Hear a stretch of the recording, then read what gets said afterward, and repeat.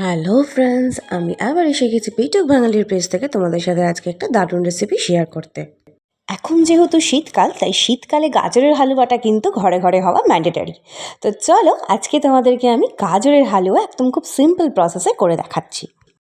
প্রথমে যেটা লাগছে সেটা হচ্ছে গাজর। আমি এখানে 3টে মিডিয়াম সাইজ গাজর নিয়েছি, যেটাকে ভালো করে আমি গ্রেট করে নিয়েছি। যেহেতু আমি এখানে 3টে মিডিয়াম সাইজ গাজর নিয়েছি, সেই জন্য এখানে চিনি আমার বেশ আধ কাপ মতন লাগবে।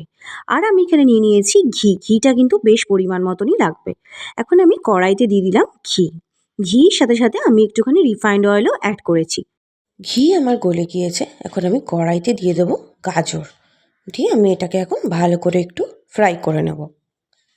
গাজরটা কিন্তু ততক্ষণ অবধি কড়াইতে ভালো করে নাড়তে হবে যতক্ষণ পর্যন্ত না গাজরটা বেশ একটু সেদ্ধ সেদ্ধ হয়ে আসছে। এটা একটু মজে আসলে তবেই কিন্তু এর মধ্যে চিনি দিতে হবে। দেখো এটা কিন্তু বেশ অনেকটা মজে এসেছে। এবার আমি এখানে সেই আধ কাপ চিনিটা পুরো দিয়ে দিলাম। আধ কাপ চিনিটা কিন্তু বড় কাপের আধ কাপ, অর্থাৎ ছোট কাপের কিন্তু 2 কাপ। তো চিনি দিয়ে এটাকে আমি ভালো করে একদম নাড়াচাড়া করে নিচ্ছি। এটা ভালোভাবে মজে এসেছে। এবার আমি ওপর থেকে একটু মিল্ক মেড দিয়ে দিচ্ছি। এটা অপশনাল, চাইলেও দিতে পারো, না চাইলে নাও দিতে পারো, জাস্ট মিষ্টিটাকে একটু ধরে রাখার জন্য। ওপর থেকে ডেকোরেশনের জন্য আমি একটু কাজু অল্প অল্প করে কেটে দিয়ে দিয়েছি।